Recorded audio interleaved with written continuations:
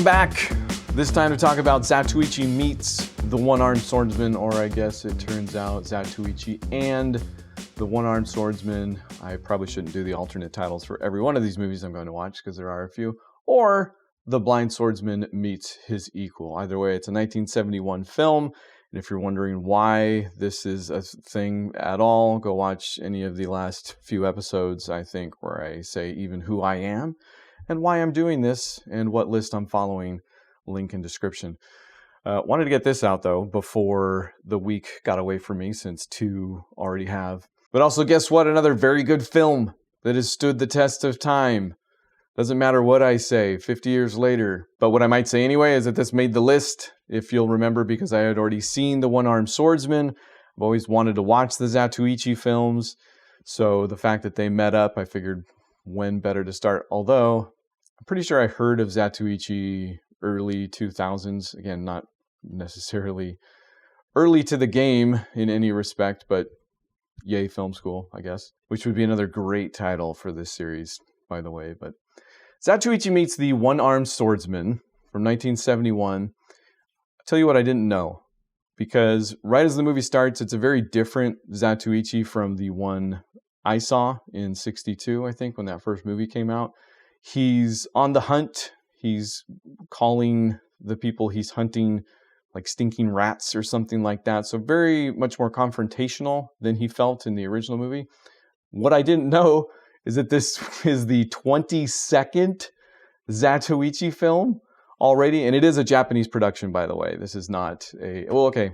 I guess it is a co-production. Although the One-Armed Swordsman is not, strictly speaking, the same One-Armed Swordsman that I saw. This is only the third One-Armed Swordsman movie, if you count it being the actual One-Armed Swordsman. It is the actor. It is Jimmy Wang Yu, but he is Wong Kong in this movie instead of Fong Kong like he is in the One-Armed Swordsman movies. I don't know if that's just me not fully understanding Chinese naming conventions. Again, all apologies. But it does appear that this isn't a fully sanctioned version of that character necessarily, but it is the 22nd Zatoichi film. Of that, I am sure. The director, Kiyoshi Yasuda, came to the franchise with the fifth. I guess he did 6 in total. So even the director, this wasn't a new thing. I guess what I'm trying to say is that the character had no doubt progressed. So the fact that he was maybe a little different than I remember in this movie shouldn't be all that surprising. And honestly, he does, I feel, work back into a rhythm throughout the rest of the movie. That's just how the movie opens, is a little bit of swordplay with Zatoichi. So can't really blame him there. We also open on a procession for the local Yakuza crime boss, I believe, who has a law in place where if you don't kneel, you will be executed. A child does not kneel because he's, I think, chasing his kite, and the guards attempt to murder him and all his family, only get all of his family until he's rescued by the One-Armed Swordsman. So that's kind of the impetus. The One-Armed Swordsman becomes a wanted individual by this Yakuza until he meets the blind swordsman, Zatoichi, and they form a partnership of sorts. It is maybe the strongest point of the film that they don't speak the same language. There's no kind of fudging of that. There's a back and forth between them that I find endlessly entertaining. They both pulled off. And Shintaro Katsu, the blind swordsman, is still eminently watchable as that character. Again, those 22 films have done him plenty of favors. He just inhabits it like Hugh Jackman inhabits Wolverine at this point. Probably not a horrible comparison. So they form this kind of alliance wherein they're trying to help the One-Armed Swordsman get to a temple with the child he's now adopted. Oh, it's a Chinese child, by the way. So there's that connection there. And the child is also able to do a little bit of the translation work between the two characters, but again, not enough that it's not, there's not a barrier there that they make really good use of, again.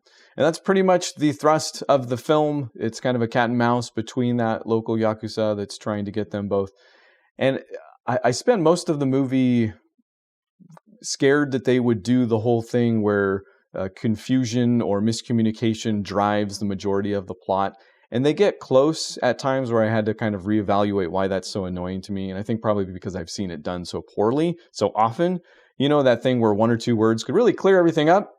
But again, the fact that they have this language barrier, but also the fact that Zatoichi is always this character that kind of waits and sees. So in moments where he really could have said, like he's at one point blamed for giving up the one-armed swordsman to the authorities or the local Yakuza, which he did not, but he doesn't outright say, no, I didn't do that. So I'm left thinking, well, would it have been a better movie where he does have that argument, where he tries to fight like, no, I didn't do that, I promise? Or is it better that he stays silent, sees what happens, and yes, eventually things do iron themselves out in a more satisfying way? I'll say it. So I got over that hump, and it ended up being one of the stronger points of the film, I think. The other thing I liked was that they do build towards that confrontation. Again, I'm sure it's something you go into these movies wanting to see. You want to see the one-armed swordsman actually pair up against the blind swordsman, against Zatoichi.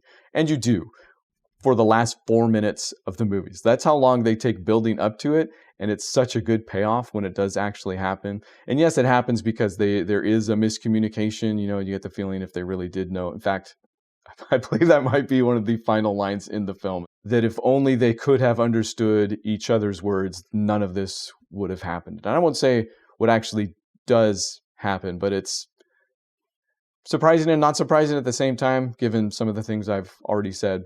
So very watchable. Again, another high recommendation from me.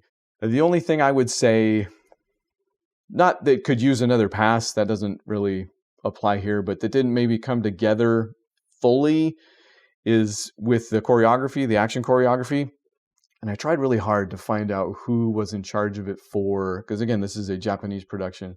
There was a Chinese unit that was directed by, depending on where you look, again, Su Sang-hung, which is how Wikipedia has it, or Tang Hung Soo, if you look on IMDb. But I'll tell you who they didn't have was Lau Kar Lung, is how I hear him referred to most often. And he was Chang Che's action choreographer that went on to direct his own films. We are going to talk about him again.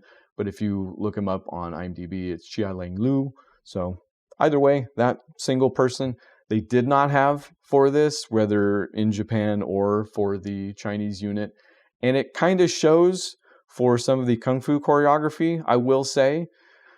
But the sword work is fantastic, as you might imagine. Again, 20-second Zatoichi film, and it kind of shows. So that's the only thing. It did seem like some of the kung fu maybe took a backseat to a little bit of the samurai work. But that final confrontation, it kind of all fades away, and it lives up to the hype.